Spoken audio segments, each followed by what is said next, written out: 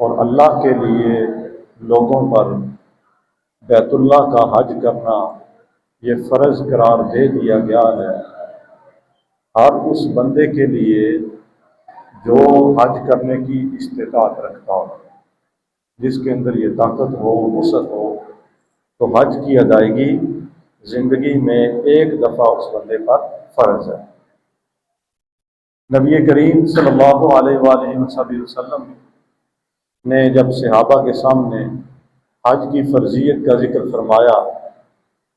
تو ایک صحابی نے عرض کی، یا رسول اللہ صلی اللہ علیہ وسلم، کیا حج ہر سال فرض ہے؟ تو 3 دفعہ جب سوال کیا، پہلے سوال پہ آقا علیہ الصلوۃ والسلام متوجہ نہ ہوئے،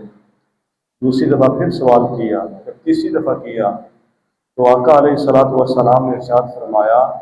کہ جتنا تمہیں کہا جائے، مفہوم یہ تھا کہ جتنا تمہیں کہا جائے اسی پہ عمل کرو، زیادہ سوالات نہ کیا کرو۔ اگر میں ہاں کہہ دیتا تو حج ہر سال پھر فرض ہو جاتا۔ تو مفہوم یہ ہے کہ حج زندگی میں صرف ایک مرتبہ صاحب استطاعت بندے پر فرض ہے۔ اگر کوئی شخص ایسا ہو کہ جو عاقل بھی ہے، بالغ بھی ہے، مسلمان بھی ہے، اور حج کے لیے زاد راہ اس کے پاس موجود ہے، زاد راہ سے مراد یہ ہے کہ حج کے اخراجات اور جو گھر میں موجود افراد جن کے اخراجات پورے کرنا اس کی ذمہ داری ہے، وہ سارے اخراجات مہیا کر کے، فراہم کر کے، وہ بندہ تندرست بھی ہے، سفر بھی کر سکتا ہے، درمیان میں کوئی رکاوٹ بھی نہیں ہے، کوئی پریشانی بھی نہیں ہے، تو اس بندے پر حج کی ادائیگی یہ فرض ہے اور ضروری ہے۔ اور حج کی ادائیگی جب کسی بندے پر فرض ہو جائے، یعنی وہ بندہ صاحب استطاعت ہو گیا ہے، تو حج کی ادائیگی کو تاخیر کرنا، یعنی اس میں تاخیر کرنا، مؤخر کر دینا کہ اگلے سال کر لیں گے، اگلے سال کر لیں گے، 4 سالوں کے بعد کر لیں گے، تو یہ فسق ہے، یہ گناہ ہے، یہ ناپسندیدہ ہے۔ اس لیے کہ ہو سکتا ہے کہ جو شخص اس سال صاحب نصاب ہے، صاحب استطاعت ہے، وہ اگلے سال صاحب استطاعت نہ رہے۔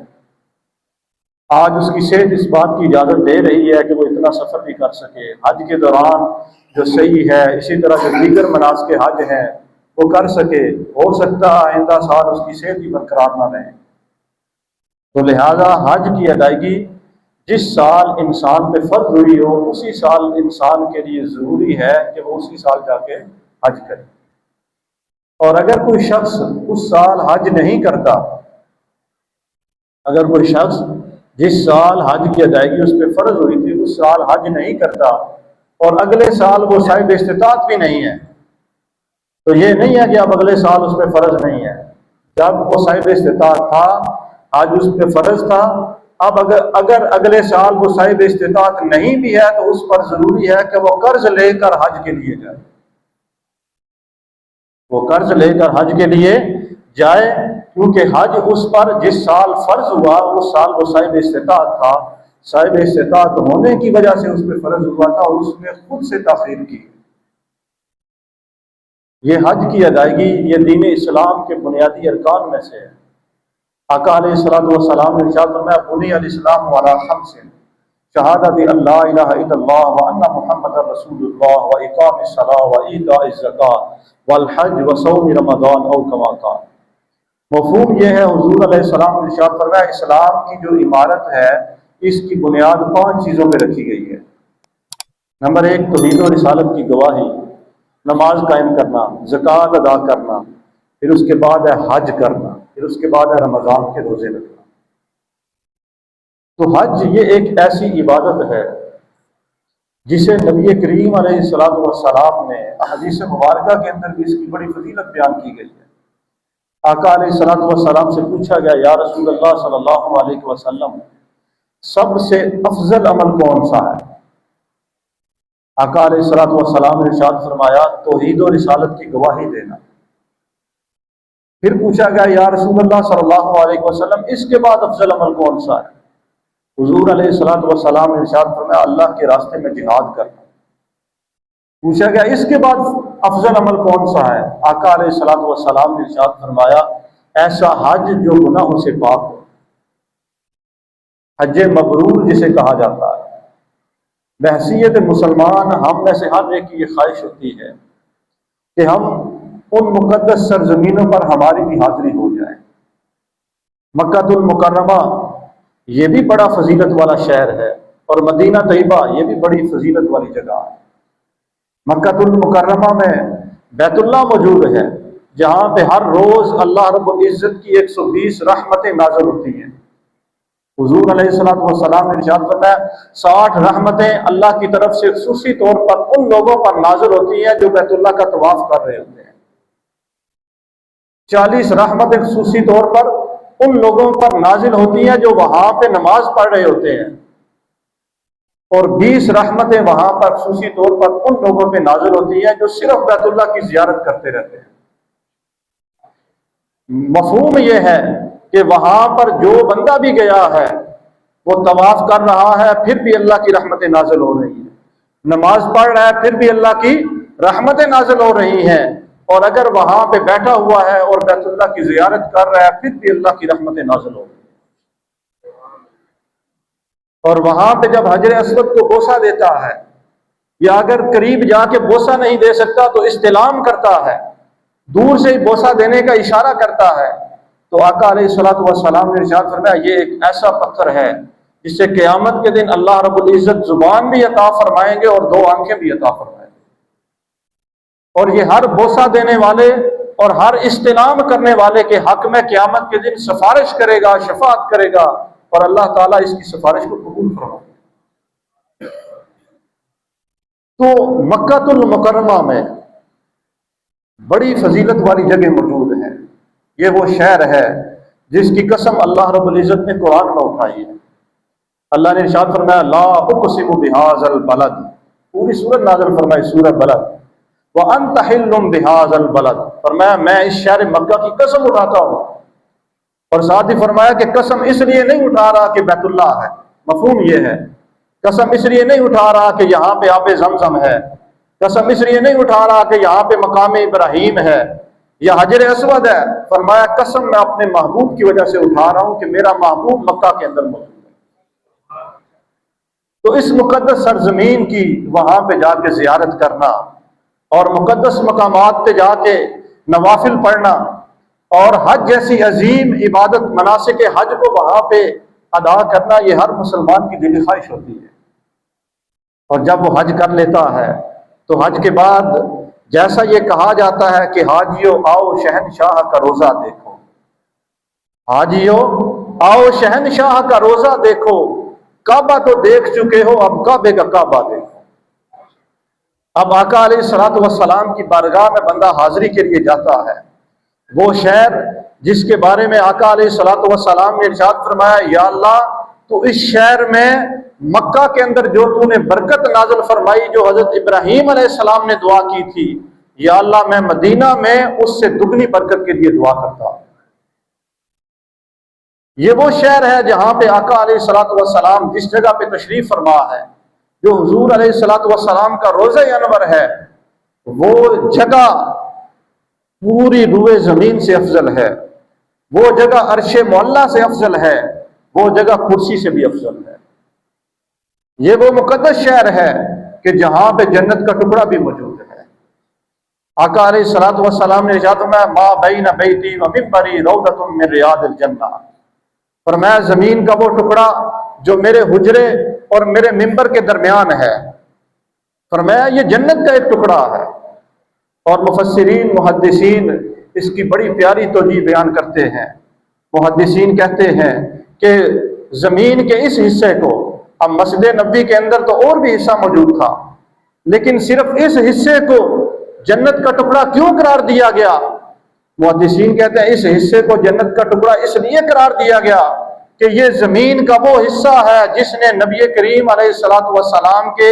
قدمین مبارک کو سب سے زیادہ چوما ہے۔ یہ وہ راہداری ہے جہاں سے آقا علیہ السلام دن میں کئی دفعہ گزر کے کبھی اپنے حجرے کی طرف تشریف لے جا رہے ہیں اور کبھی مسجد نبوی شریف میں آ رہے ہیں۔ تو زمین کے جس حصے پر نبی کریم علیہ السلام کے سب سے زیادہ قدم مبارک لگے، اللہ اور اللہ کے رسول علیہ السلام نے اسے جنت قرار دے دیا۔ جب ہر حاجی حج کرنے کے لیے جاتا ہے تو اس کی خواہش یہ ہوتی ہے کہ میں موجود تو دنیا میں ہوں، لیکن دنیا میں رہتے ہوئے موت کے آنے سے پہلے پہلے میں جنت کا نظارہ کروں، جنت کے اندر چند لمحات مجھے میسر آ جائیں، مجھے موقع ہی مل جائے 2 نفل ہی پڑھ لوں۔ تو جب یہ ایام آتے ہیں، پوری دنیا سے بسنے والے اہل ایمان جتنے بھی صاحب استطاعت لوگ ہوتے ہیں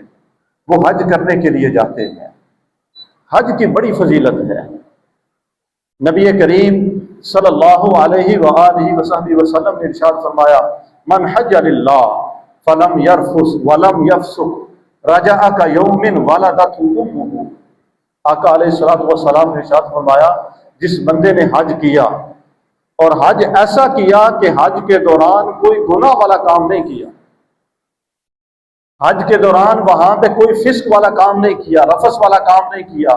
کسی کو تکلیف نہیں دی، کسی کے ساتھ جھگڑا نہیں کیا، وہاں پہ بیٹھ کے غیبت نہیں کی، وہاں پہ کوئی گناہ والا کام نہیں کیا، فرمایا رجع کا یوم ولدتہ امہ، فرمایا وہ بندہ حج کر کے واپس ایسے پلٹ کے آتا ہے جیسے آج ہی دنیا کے اندر آتا ہے۔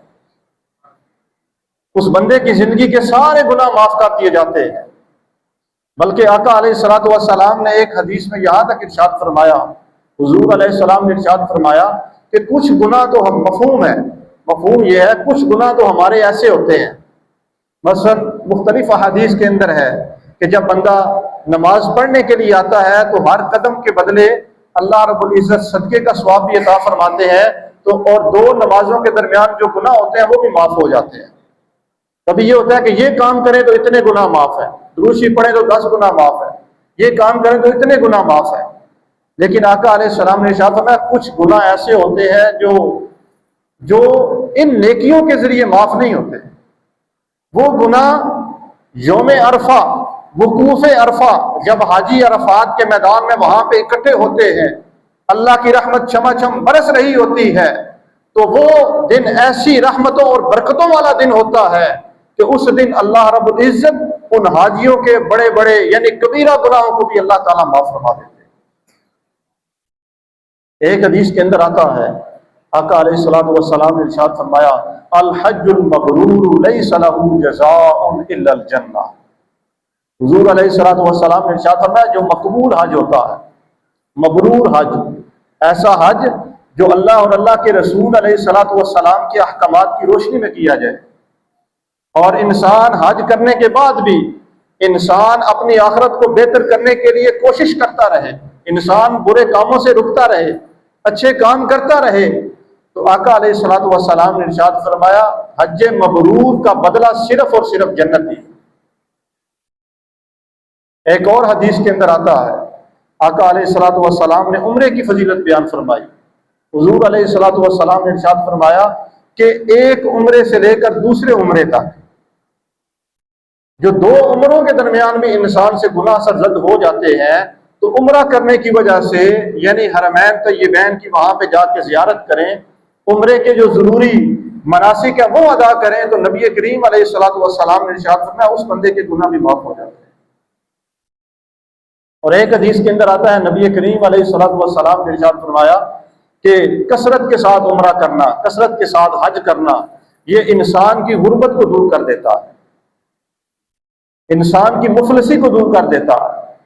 ایک حدیث میں حضور علیہ الصلوۃ والسلام نے ارشاد فرمایا تم لگاتار عمرے کرو، لگاتار حج کرو، فرمایا یہ لگاتار عمرہ کرنا، لگاتار حج کرنا، فرمایا یہ گناہوں کو ایسے مٹا دیتا ہے جیسے لوہار لوہے کو جب بھٹی کے اندر ڈالتا ہے، یا سونار سونے کو جب گرم کرتا ہے یا چاندی کو گرم کرتا ہے تو اس سے کھوٹ میل جو ہوتی ہے جس طرح وہ الگ ہو جاتی ہے، دور ہو جاتی ہے۔ فرمایا جو بندہ کثرت کے ساتھ عمرے اور حج کرتا ہے اللہ رب العزت اس کے گناہوں کو ایسے ہی مٹا دیتے ہیں۔ لیکن ضروری یہ ہے کہ یہ حج اور عمرہ جو کیا جائے اس میں انسان کی نیت خالص ہونی چاہیے، رزق کا حلال ہونا چاہیے، پاکیزہ ہونا چاہیے، طیب ہونا چاہیے۔ کیوں؟ حدیث مبارکہ کے اندر آتا ہے، نبی کریم علیہ الصلوۃ والسلام نے ارشاد فرمایا کہ جو بندہ رزق حلال سے حج اور عمرہ کے لیے نہیں جاتا، حرام رزق کا کمایا ہوا، یعنی اس نے کہیں کسی سے مال غصب کیا ہے، چوری کی ہے، رشوت لی ہے، ڈاکہ مارا ہے، اور وہ مال لے کے وہ عمرہ کرنے کے لیے جاتا ہے یا حج کرنے کے لیے جاتا ہے، اور وہاں پہ جا کے جب کہتا ہے نا لبیک اللہم لبیک، یا اللہ میں حاضر ہوں، میں حاضر ہوں، تو ایک فرشتہ آتا ہے اور فرشتہ آ کے اسے کہتا ہے اس کے جواب میں لا لبیک ولا سعدیک،